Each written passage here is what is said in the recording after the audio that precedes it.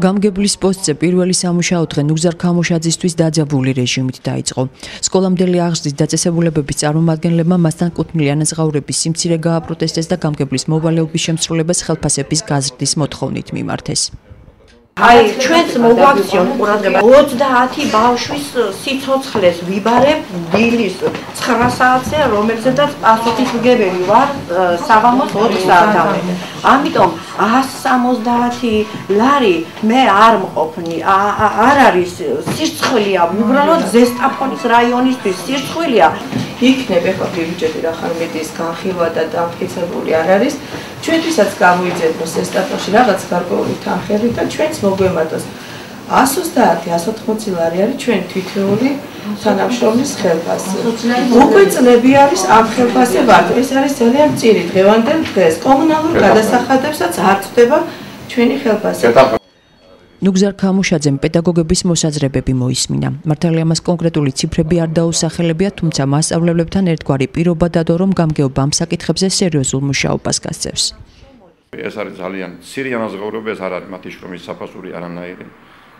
და კიდევ ვიმეორებ, რომ ჩემი პოზიცია ასეთი არის, რომ ამ დაწესებულების თანამშრომლებს უნდა კონდეთ ღირსეული ხელფასი. როგორც სკოლამდელი აღზრდის დაწესებულებებს, ასევე სასკოლო დაწესებულებებს. მე ვთვლი, რომ ალბათ ყველაზე მაღალი ხელფასი ამ კატეგორიის მუშაკებს უნდა კონდეთ. იმიტომ რომ აქ საქმე გვაქვს ჩვენ ქვეყნის მომავალთან, ჩვენ შვილებთან, რომელიც დღეს მათ ხელშია და მათი აღზრდა არის მაგათ ხელში. მე არანაირი პირობა იმისა, რომ ასე ვთქვათ, არ ციფრები დამისახელებია და არ ვადები. მე მგონი მოусმინებ.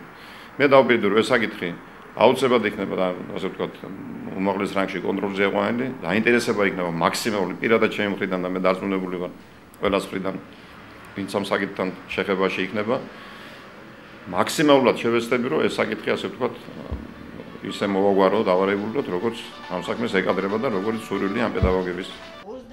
ნუგზარ ქამუშაძეს გამგებლის მოვალეობის შესრულება 10 დეკემბრიდან დაეკისრა, თუმცა მისი კანდიდატურა ჯერ კიდევ გუშინ მოადგილის რანგში საზოგადოებას უკვე ყოფილმა გამგებლის მოვალეობის შემსრულებელმა ამირან კვეტენაძემ წარუდგინა.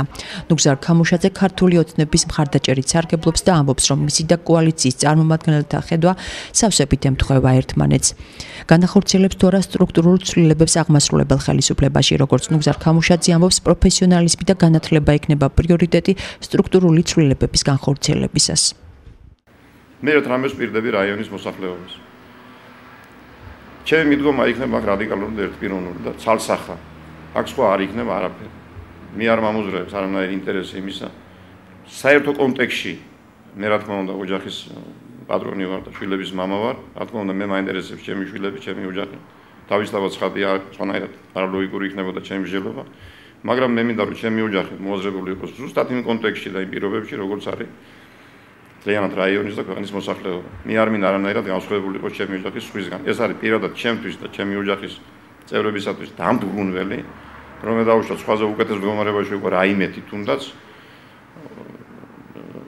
ვიდრე ჩემი მეზობელია და ჩემი თანამოქალაქე. სტრუქტურულ ცვლილებებს აუცილებლად გავახორციელებთ, რა თქმა უნდა, ფარგლებში და იმ კონსულტაციების დონეზე, რომელსაც ჩვენ ზემდგომი ასე ვთქვათ, ორგანოები მოგცემენ, მაგრამ ჩვენ შევეცდებით, რომ მაქსიმალურად ის სქემა შევთავაზოთ მათ, რომელიც კონკრეტულ შემთხვევაში ზესტაფონის რაიონს აწყობს. მოხდება სტრუქტურის დახვეწა, მოხდება თანამშრომლების გადარჩევა, აუცილებლად შერჩევა მოხდება თანამშრომლების. დაინიშნებიან ხელმძღვანელი და პასუხისმგებელი თანამდებობებზე ზუსტად ის ადამიანები, ვინც უნდა იყვნენ იქ. მე ამას ვფიქრდებით. განსაზღვრული იქნება პროფესიონალიზმი პირველ რიგში. აქ არის რამდენიმე ფაქტორი, რანიშნავს პიროვნება შეირჩევა თანამდებობას. რა თქმა უნდა, პროფესიონალიზმი, მისი განათლება, ცოდნა, მისი გავლილი გზა, მისი პიროვნება, მისი ოჯახის შვილობა, დუგნება, მისი ასე ვთქვათ, ეთიკური, ზნეობრივი და მორალური კატეგორიებთან როგორ უდგება ეს პიროვნება. ჩვენ აბსოლუტ ცხრილში გავატარებთ ყველა პიროვნებას, შემთხვევითი კაცი მეკვირდებით ამ შენობაში ვერ მოხდება. თუ ვინმე ამ დაპირთვას და ამ გამოცდას ვერ გაუძლებს, ეს ჩემი პრობლემა და ჩვენი პრობლემა არანაირად არ იქნება. ეს თვითონ პიროვნების პრობლემა იქნება და ყველა უნდა შეეგუოს მაგას, რომ თავის თავში ჩაიხედოს და მერე წამოაყენოს პრეტენზია. დაახლოებით თვენახევრის განმავლობაში აღმასრულებელი ხელისუფლების პოსტი უკვე მესამედ შეიცვალა ახალი კადრით. 2 ნოემბრის ხმაურიანი საკრებულოს ხლომის გადაწყვეტილებით გამგებლის პოსტი მუნიციპალიტეტში კახა გეწაძემ ჩაიბარა. მას უფლებამოსილება ქუთაისის საქალაქო სასამართლოს 2012 წლის 1 დეკემბრის განჩინების საფუძველზე მის წინააღმდეგ აღძრული საქმის შემაჯამებელ გადაწყვეტილებამდე შეუჩერდა, რომლის შემდეგ გამგებლის მოვალეობის შესრულება ამირან კვეტენაძეს დაეკისრა. ეს უკანასკნელი კი 11 დეკემბრიდან ნუგზარ ქამუშაძემ ჩაანაცვლა.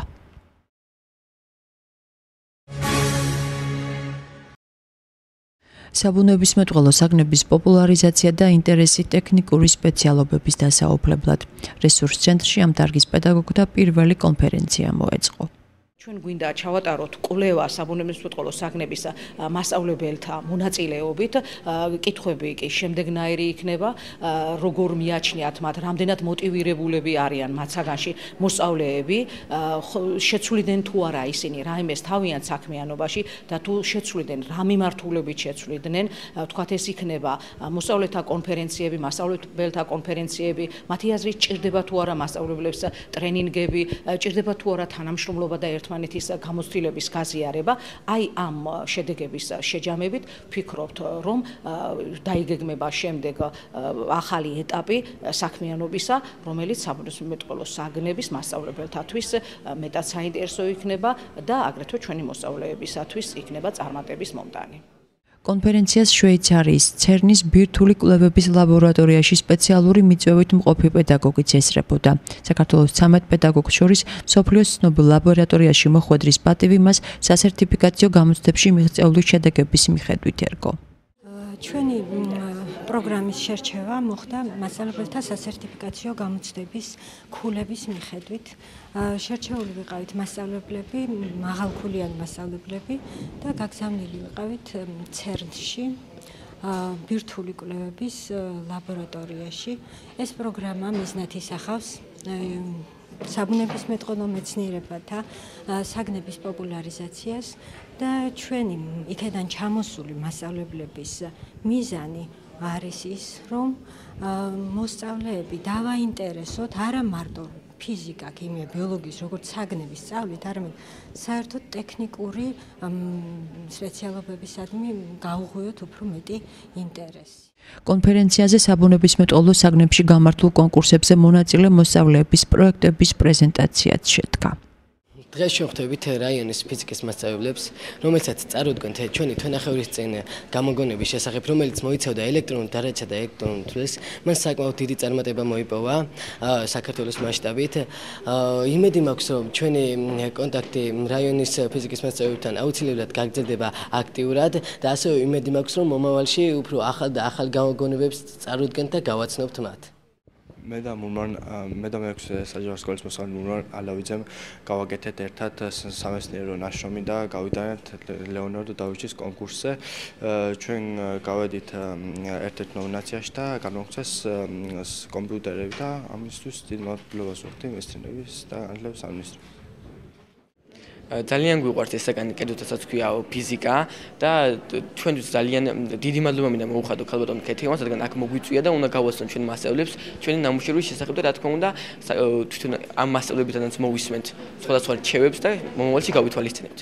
კონკურსის შესახებ შემატყობინა ჩემმა ბუნებისმეტყველების მასწავლებელმა და გადავწყვიტე რომ მიმეღო მონაწილეობა, დავხატე ნახატი და ეს აიტვირთა Facebook-ზე, რის შედეგადაც ლაიკებით გამომვლინდა გამარჯვებული და ეს მე ვიყავი მე დავხატე ერთ-ერთ კაცი, რომელიც ატარებდა ექსპერიმენტს, მაგრამ ისი ექსპერიმენტი უშედეგოდ დასრულდა, მაგრამ მან ის მაინც არ დანებდა და ბოლომდე ჰქონდა იმედი, რომ მაინც გამოუვიდოდა და წარმატებით დასრულდებოდა მისი ექსპერიმენტი.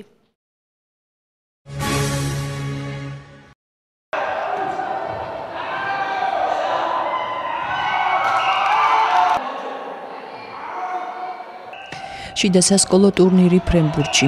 მეორე საჯარო სკოლამ 2012 წლის ჩემპიონი გუნდი გამოავლინა. ტურნირი მე-9, მე-11 და მე-12 კლასის გუნდებს შორის მიმდინარეობდა. ფინალური ტური მე-9 და მე-12 კლასის წარმომადგენლებს შორის შედგა. მე-12 კლასის გუნდმა დიდი უპირატესობით შეძლო მოწინააღმდეგის დამარცხება.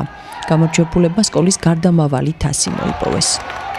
ძალიან კარგი ტურნირი იყო, 10 დღე მიმდინარეობდა, ძალიან ძლიერი გუნდები დავამარცხეთ და ფინალში მე-10-მე შევხვდით და უძლიერესმა გაიმარჯვა და ძალიან გვიხარია და მადლობა სკოლის დირექტორს. შიგა სასკოლო ჩემპიონატი არის ტრადიციული. ჩვენ ამას ვიწყებთ ყოველთვის, ესე იგი წლის დასაწყისში და წლის საბოლოოდ. ეს იყო ახლა მაგალითად 2012 წლის დასასრულს მიუძღვენით დღევანდელი ჩემპიონატი და მე მგონი ნორმალურად ჩაიარა ყველაფერმა.